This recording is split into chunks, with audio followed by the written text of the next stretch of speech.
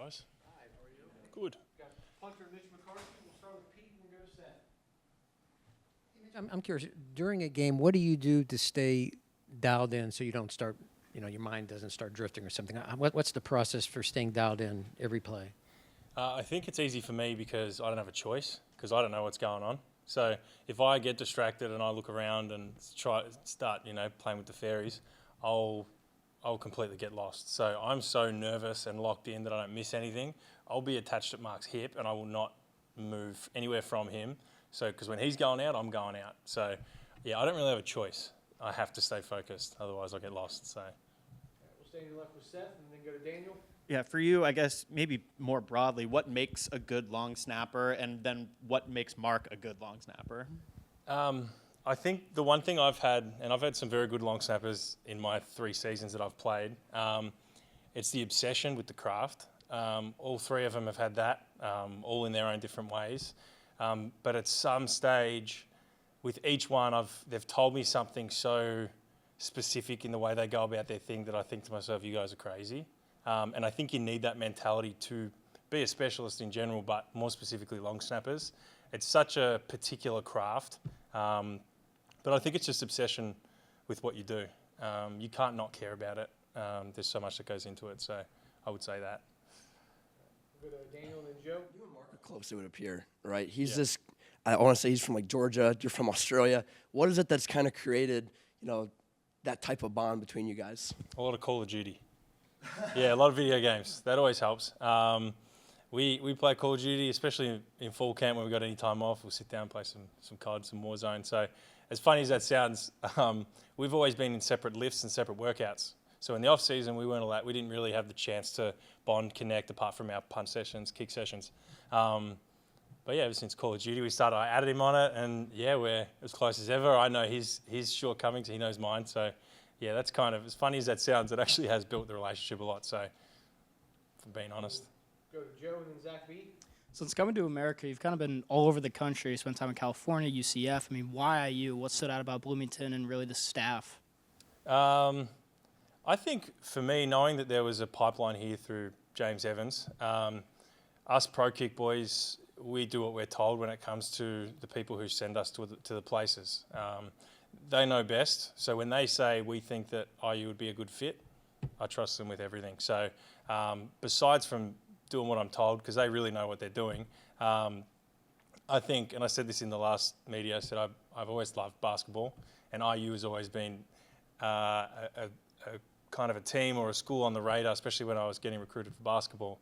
I would have done anything to come to IU and play. I just wasn't getting recruited at that level.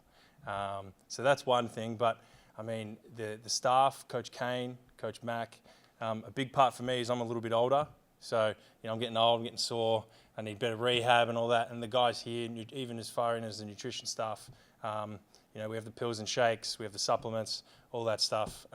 They just go the extra mile. And I can really see a big difference in how that's helped my knees recover and my back and everything that happens when you get older. So yeah, with that, I kind of saw that when I came on my visit. And, Dio made a joke to me when I got here. When I committed, he said, I told Coach Sig you committed because of me. And I've told him this, and to be fair, it was probably he had a bigger influence than he thought. So yeah, it's the program as a whole. We'll go on your right to Zach B and then to Colin.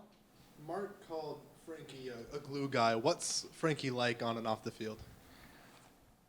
I think Frankie is a breath of fresh air. He's a very cruisy, just goes about it, takes things as they come.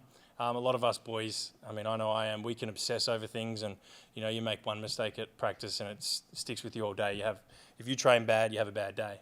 Frankie can come out, to his credit, he hasn't had a bad day yet, but he'll come out, have a bad kick, and you wouldn't even know. You'd think he's had the best day ever. So it's refreshing to see him, to see a teammate be able to go out there, perform, and if he doesn't, he just moves on. And I think that's, we'd all like to take a leaf out of his book. So.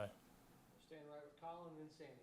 You mentioned obsession with the craft in regards to long snapping. Would you say you have that for punting? And if so, when did that start, and how have you seen that develop in your time in the States?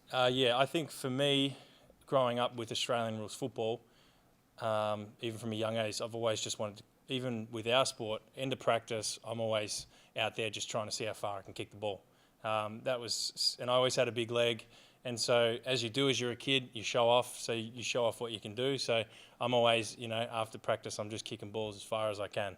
So I love just, it sounds funny, but I just love kicking footballs. So for me, it's never a chore to come out and kick. It's always, how can I better myself from the day before? What can I tweak? Because you can always get better. But yeah, it's the same thing. I'm just obsessed with kicking. I enjoy seeing where I'm having issues with and cleaning it up and getting better. We'll go on your right, second row to Sammy. Mitch, what do you need to do to be better to get to that next level? Translating, I always say there's 3 levels. There's punt, and I think punting especially, there's a lot of pressure on you. Cameras are on you, people looking at you, everyone's watching. It's one thing to practice, to punt in practice with a little bit of pressure. It's another thing to take it into a game and punt with 50,000 people screaming at you. I can kick big balls in practice, that's fine. I can kick big balls on my own. Being able to hit a big ball in a game under pressure is a totally different kettle of fish. So being able to take that next step, especially with spirals this year, and in a new conference, just trying to, I guess, Big Ten football is known to be a special teams or specialist league, and I know a lot of these schools are going to be bringing it. So being able to be quicker with my up times, get more hang on the ball, help my gunners. There are probably a couple of things that I need to probably try and perfect. But yeah, just being able to take it up from practice. Everyone's good in practice. It's much harder to be good in a game, and you can see that. Anything else?